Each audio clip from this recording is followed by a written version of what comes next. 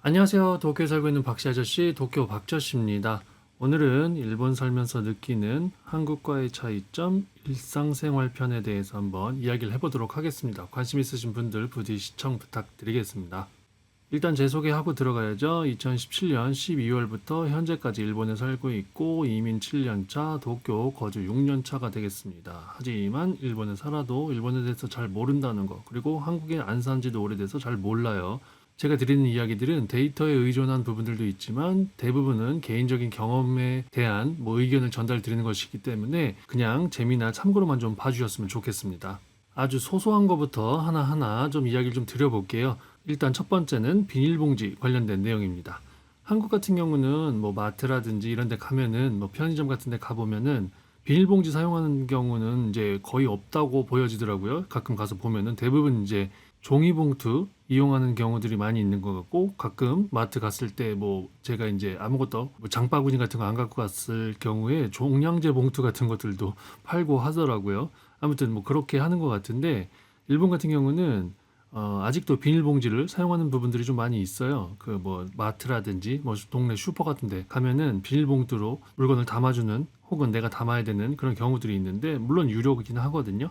그래서 이런 부분들이 아직 있다는 거. 기본적으로는 이제 장바구니 같은 거 많이 이용을 하긴 하는데, 그냥 가볍게 잠깐 사러 갔을 때 이렇게 해서 비닐봉투 사용하는 경우들이 있고, 기본적으로 비닐봉지가 흰색이나 투명색이에요. 검정 비닐봉지 같은 게 없어요. 제 옛날 이미지로는 옛날에 한국에 비닐봉지 많이 썼을 때는 검은색 비닐봉다리가 참 많았던 걸로 기억을 하고 있는데, 일본 같은 경우는 기본적으로 흰색 투명이 많고 검정 비닐봉지 같은 경우는 거의 본 적이 없어요.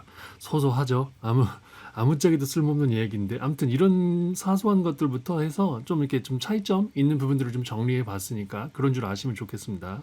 다음으로는 젓가락 관련된 내용인데요. 일본 젓가락 같은 경우는 아시는 분은 아시겠지만 나무 젓가락이죠. 나무로 된 젓가락이에요. 우리 배달 음식 시키면 오는 그런 나무 젓가락을 상상할 수도 있겠지만, 그런 거라기보다는 이런 식으로 해서 좀 약간 디자인이 좀 예쁘고 끝에가 아주 가늘게 돼 있고 약간 길어요. 그래서 이제 생선 같은 거 발라 먹기 좋고 이렇게 해서 되어 있는 경우들이 있는데, 상당히 가벼워요 이게. 그래서 가끔 한국 가서 어디 식당이나 이런 데서 밥 먹을 때 깜짝깜짝 놀라는 경우가, 아 그래, 우리 젓가락 숟가락이 이렇게 무거웠구나 라고 느낄 때가 있어요. 그러니까 한국에서 밥 먹고 살 때는 이게 무겁다는 생각을 전혀 해본 적이 없거든요. 그런데 일본 살다가 한국에 가끔 가면은 가끔 들게 되는 이 숟가락이랑 젓가락이 그렇게 무겁게 느껴질 수가 없어요.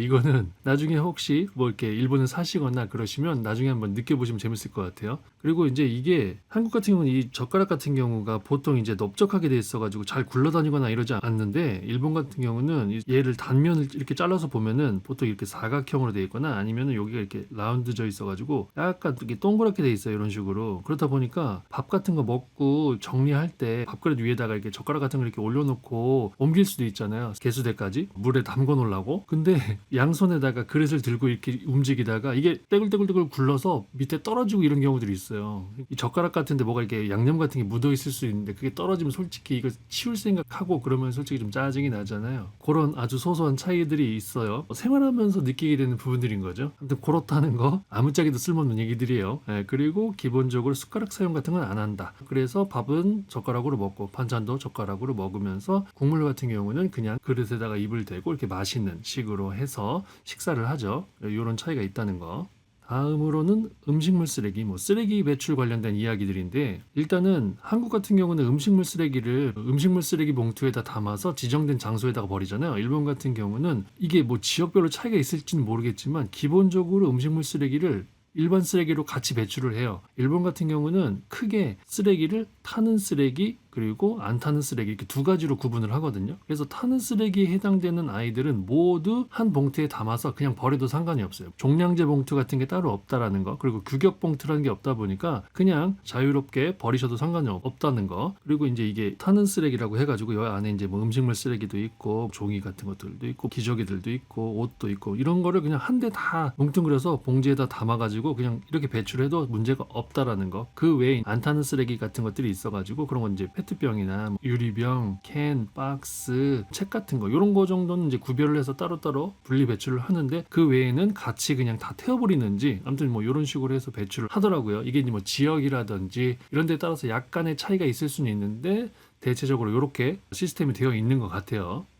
그리고 티슈와 뭐 화장지, 뭐 휴지 이런 부분인데 요거는 솔직히 한국 계시는 분들이라면은 왜? 그게 왜? 이렇게 느끼시는 부분들이 있을 수 있어요. 한국 같은 경우는 휴지, 화장지를 화장실에서만 사용하지 않잖아요. 저 때는 그랬거든요. 요새는 좀 많이 달라졌는지 모르겠는데 근데 그렇게 달라지지 않은 것처럼 보이는 게 뭐냐면 최근에 침착맨님 채널에서 영상을 하나 봤는데 시청자들의 책상 위를 찍은 사진을 뭐 보내면 그거 갖다가 뭐 이제 코치를 해주시고 뭐 그런 컨셉의 영상이 있었던 것 같아요. 그런데 거의 대부분의 책상 위에 이 두루마리 휴지가 올라가 있더라고요. 티슈가 있는 책상이 거의 없었어. 대부분 뭐 남자 책상이라서 그랬던 건지 그런 건 잘 모르겠어요. 그런데 책상 위 기본적으로 이게 올라가 있더라고요. 어디 의사 선생님 책상 같은 데에만 티슈가 있었던 거고 대부분은 이제 두루마리 휴지가 올라가 있더라고요. 그래서 아직도 이렇게 휴지를 화장실이 아닌 곳에서도 많이 쓰나 보다라고 느꼈던 부분들이 좀 있었어요. 근데 일본 같은 경우는 화장지 같은 경우는 토이레트 페이퍼라고 이름을 이렇게 부르거든요. 그래서 화장지죠, 화장지. 그래서 화장지 같은 경우는 화장실에서만 사용을 한다는 거. 거실이나 뭐 식탁, 침실 뭐 이런데 특히 식탁 위에 같은 데는 화장지가 올라가 있는 경우는 없고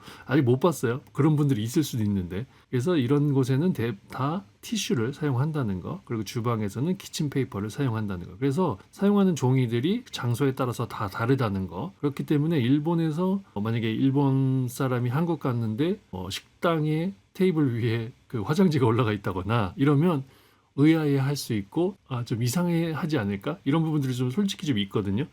그래서 이런 부분들을 만약에 친구 같은 거 초대하거나 이러면 뭐 한국 문화로서 보여줄 수도 있겠지만 그냥 이런 부분들은 안 보이는데 치워놓고 뭐 티슈 같은 거 꺼내놓으시면 그런 것도 좋지 않을까 이런 생각이 좀 들어요. 아무튼 이렇게 해서 티슈랑 휴지를 상황과 장소에 맞춰서 쓴다라는 게 이게 좀 다른 것 같아요. 그 다음에는 이제 신발 벗는 방향. 여기서부터는 이제 방향 관련된 내용들이 몇 가지 나오거든요. 일단은 신발 벗는 방향부터 이야기를 좀 드리자면 한국 같은 경우는 여기가 만약에 제가 들어가야 되는 장소예요. 그러면 들어가기 편한 방향으로 신발을 이렇게 벗고 그냥 이렇게 들어가요. 물론 이제 나중에 이걸 정리를 나가기 편한 방향으로 할 수도 있겠죠. 일단은 근데 이렇게 해서 들어가요. 일본 같은 경우는 기본적으로 나가기 편한 방향으로 미리 벗어놓고 들어가요. 그러니까 뒤로 들어가죠. 뒤로 들어가면서 이렇게 신발을 벗고 그 상태에서 올라가요. 이런 식으로. 그렇기 때문에 나갈 때 신기 편한 방향으로 해서 이렇게 놓더라고요. 이거 같은 경우 이제 저희가 호텔 갔을 때도 슬리퍼를 벗는 방향도 이렇게 다르더라고요. 이게 저 같은 경우고 이게 아내가 했었을 당시인데 아주 사소한 거긴 한데 이런 데서도 좀 차이가 있다라는 거.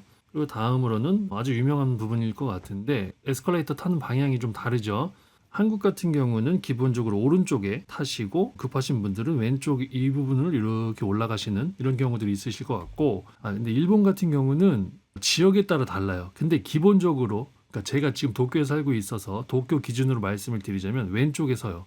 왼쪽에 서고 급하신 분들은 이렇게 오른쪽을 걸어서 올라가는 이런 식으로 되어 있거든요. 그래서 일본과 한국이 반대로 되어 있어요. 그런데 일본 같은 경우는 한국보다 한 4배 정도 면적이 큰 걸로 알고 있는데 그렇다 보니 지역마다 뭐 다른 문화들이 상당히 많아요. 그 중에 하나가 이 에스컬레이터 타는 방향인데 인터넷에서 가지고 온 자료인데요. 에스컬레이터 탈 때 어느 방향에 타느냐 이 부분에 대한 내용이거든요. 빨간색으로 되어 있는 곳. 이 부분이 도쿄를 중심으로 해서 거의 대부분의 지역들이 왼쪽에 선다고 나와 있죠. 그러니까 한국이랑 반대로 되어 있죠. 그리고 여기 주황색으로 나타나 있는 오사카를 중심으로 한 주황색으로 나타나 있는 이곳 같은 경우는 오른쪽에 선다라고 나와 있어요. 뭐 여기에 관해서는 만국박람회 관련된 썰이라든지 여러 가지 썰이 있는데 뭐 그거는 잘 모르겠어요. 뭐가 맞는지는. 아무튼 이렇게 에스컬레이터 타는 방향이 다르다는 거. 그렇기 때문에 오사카 가실 때는 한국이랑 동일한 방향으로 타시면 될 것 같고 도쿄에 오실 때는 반대라는 거. 이 부분 좀 참고하시면 좋을 것 같아요. 아무래도 사람들이 서는 방향에 같이 서줘야지 이게 방해가 안 되고 그러잖아요. 그렇기 때문에 이런 부분들은 참고하시면 좋을 것 같아요. 여행 다니실 때.